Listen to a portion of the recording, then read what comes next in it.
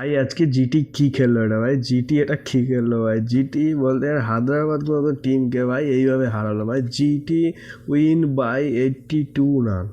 মানে জিটি আজকে যে এত পরিমাণের মানের রান ধরে হারিয়ে দিল মানে একে হায়দ্রাবাদকে, মানে দেখার মতো, মানে ব্যাট কামিন্সের ঘমন্ড পুরো শেষ করে দিল ওটা বলতে গেলে, একদম বলতে গেলে আজকে জিটি ওরে বাবা রাবাডা, আজকে রাবাডা, সিরাজ, সুন্দর ভাই এত পরিমাণে এরা খেলে, এত ভালোভাবে খেলেছে।